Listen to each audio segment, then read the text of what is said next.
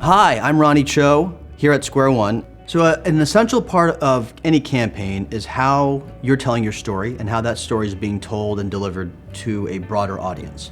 It's very unlikely that you as a candidate will be able to reach every single voter in your community. You might, a lot of them, some of them, most of them, but the vast majority of the people who are going to vote for you or you're asking them to vote for you will have read about you, or have seen you in a news clip, a digital ad, a TV ad, a piece of mail.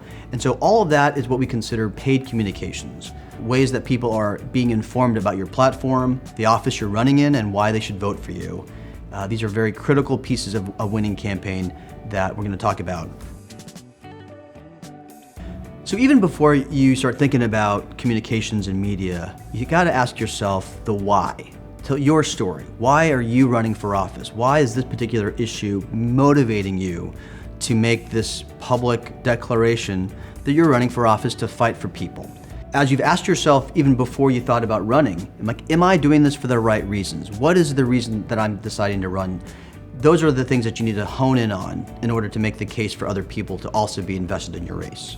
So if you come with a certain perspective as a woman, as an immigrant, as a person of color, as an LGBTQ person, your lived experience can give you something more impactful and something that might be able to change the status quo. So don't think of your background, the way you show up in the world as a challenge to overcome. Think of it as a competitive advantage that distinguishes you from your opponent. Developing the way that you're going to be telling your story, the first place to start is your own personal history. Things have you experienced, challenges you've been facing, things that are impacting your community that you feel strongly about. That is the most compelling story for anyone to listen to, is how you got to where you are and what you want to do about the circumstances that you're in. Articulate what that moment was that had politicized you to say enough is enough, not enough is happening fast enough in my community, that I can't wait anymore for someone else to come save us. I'm going to stand up for my community and I'm going to run for office. In addition to your own personal story, your background, people are going to wonder, what are the issues of personal importance? Find what that is, whether it's guns. Maybe you've been impacted by gun violence in this country, the high cost of healthcare, climate change, racial inequality. But whatever that issue might be, make that the centerpiece of your campaign and why you are the best person to bring about change. Elections are about projecting into the future. Americans are inherently optimistic people, and we want to know that our best days are ahead. So for you to decide when you're running, you also have to offer a vision that's better than what's happening now. You need to be able to say with confidence that you are the one who's uniquely suited to bring about change for a better future for your community. No matter what campaign you're running, whatever seat that you're running for, the most important thing is that you stay true to who you are and why you're running.